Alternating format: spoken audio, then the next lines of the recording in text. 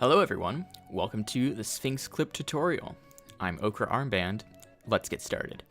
I should note that while roll cancel clips still technically are possible on version 1.2 of the game, they're much more difficult, and for this trick specifically, it is not possible on version 1.2 of the game, so you do need to have either version 1.0 or version 1.1 to do this trick.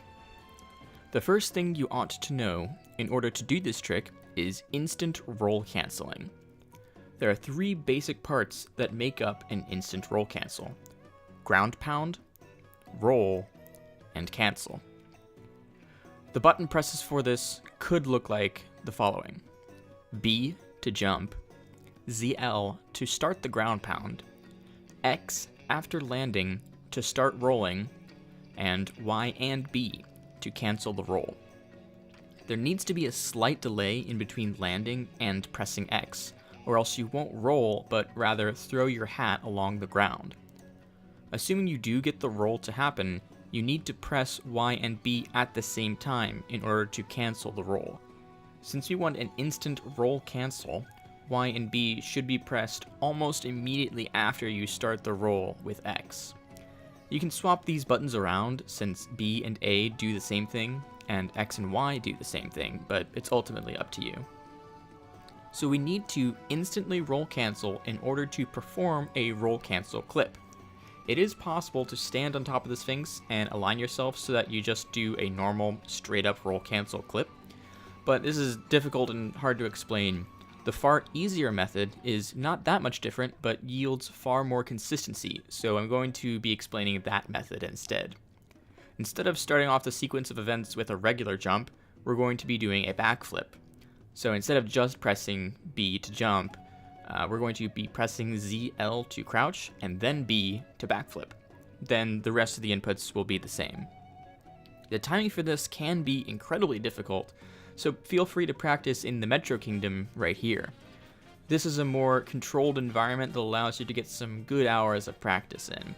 Being able to actually successfully clip is the first step, and this environment is particularly helpful because you can control the camera angle here. But then we come to the nasty Sphynx, which has this awful forced camera angle. You can't change the camera from this position. It's pretty lame. Because the camera angle is so lame, we have to know ahead of time where to stand and where to face.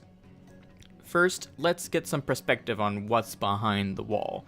We can see the quicksand off to the left, the green moon in the small room ahead, and the Sphynx loading zone off to the right.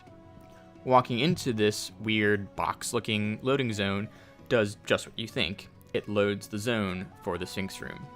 Our route here should be to stand on top of the Sphynx and clip into the wall, go over this invisible quicksand and collect the moon in the small room, and then head back to the loading zone. There is a slight problem with the plan, and that is that the loading zone is not squarely behind the Sphynx itself.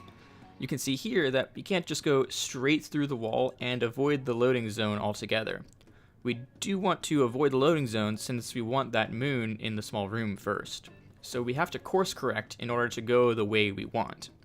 You do not need to stand in a specific location in order for this trick to work. You can stand really far left or really far right and still avoid the loading zone by holding the control stick in the left to up left direction. You can start holding the control stick in this direction as soon as you land from the ground pound before you do the rest of the inputs for the instant roll cancel. When you're facing the wall, even though you can't really see yourself behind the Sphynx there, what you do want to do is be facing the wall directly. You don't want to be angled too far to the right or too far to the left, or you might get some unintended results here. So again, face the wall directly and then backflip and do your instant roll cancel to clip through the wall. The reason we backflip is to provide some distance between Mario and the wall, so there is more room for error on your inputs. You can fudge it a little and the trick should still work. Jump too high though, and the whole distance adjustment will not quite work. You want Mario to not gain height above this line on the wall. It's possible to do this roll cancel clip without a backflip, but it's a little bit more difficult. You can even pull off more advanced, riskier strategies if you feel like it, but the backflip is fairly reliable. After you've flipped into the wall and grabbed the moon in the small room, be careful not to walk too far into the room. You want to stay inside the wall somewhat, or you'll clip back in and have to exit through the pipe.